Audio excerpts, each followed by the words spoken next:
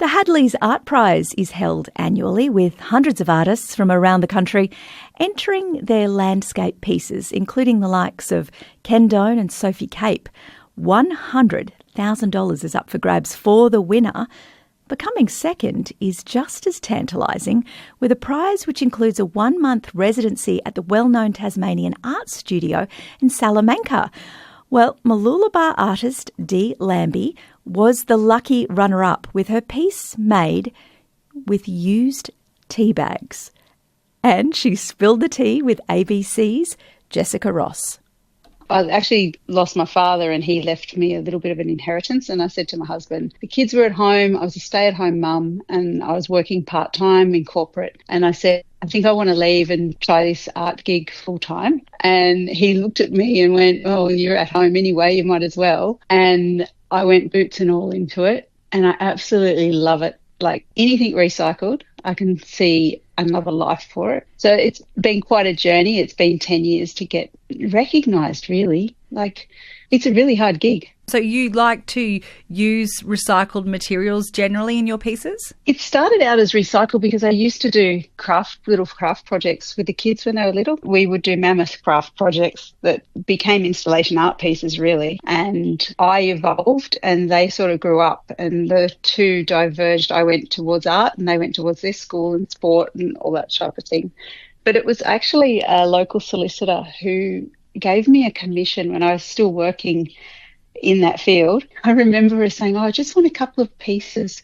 I went to town and she turned up at my studio and she walked in and she said, oh, they're amazing, I'll take them all. And I was so overwhelmed because she'd only wanted 6. And she must have taken 18 or something. And I was like, wow. And it just inspired me that maybe there was a chance that I could make a living from this. What made you decide to enter this competition? I've been entering this competition since the inception. I think it's the eighth year this year. I've by majority put tea bags in. So it has been something that the colour speaks to the earth and the environment, and the tannins of the tea bags and the texture of it just, to me, is landscape. There weren't always a lot of people entering it because it was a new art prize. So they might have 300 or 400 entries. And I thought, that's like a lottery ticket for me. Do you know what I mean? It's $100,000 first prize. The fact that there's a residency as the runner-up prize, I always thought that that was potentially the better of the two prizes, because the money is great, but I don't create art for money. So I create art for what inspires me. And to have a residency and be given free rein to go and have my own studio down there and free accommodation and create anything I want. But when they came back and I'd won, I was a bit overwhelmed. And they said, there's no expectation. You can create anything you want. We don't want a given outcome or anything. But if you'd like to have an exhibition, we'll support you and help you with that. And I was just like, I can't stop smiling. I have sore cheeks. Yeah, I can see why you'd be excited. Going back, I guess, to the artwork itself, like you said, you used tea bags and you have used them a bit in your art over the years. Do you have to drink all the tea bags, or do you source them from somewhere? Are you drinking a lot of tea in your home?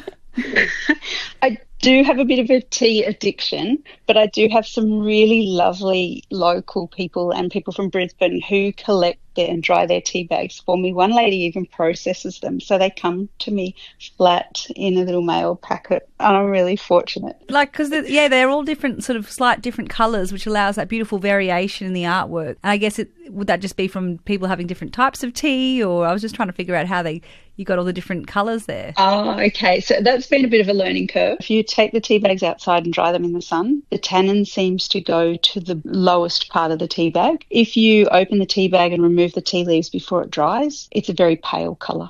Turn the tea bags over while they're drying, you get that nice mid hue. Yeah. So I hope this isn't giving away too many trade secrets here. I've just... That's okay. People are more than welcome to dry their tea bags. I probably spend more time processing my materials and finding the materials than I do actually bringing the piece together. Any advice you'd give to other aspiring artists? The big lesson that came out of this week was never to give up. The winner of the award, Sophie Cape, she stood up to accept her award and she said she was on the cusp of giving up art because she couldn't make a living out of it. And this has just totally changed her life. She won $100,000 and the label of winner of the Hadleys Art Prize. And it's changed her trajectory of her art career. Oh, that's so good. So keep going. Do not give up. If you have a passion for something, do it. Because obviously 5-6 years ago, they didn't think tea bags was worthy of a landscape prize finalist selection, but they've come around. Yeah, that's right. They've switched on to the tea. Love it. That's ABC's Jessica Ross speaking with Mooloolaba artist Dee Lamby. And you can also check out Ms Lamby's work at the Swell Festival on the Gold Coast later this month. We're taking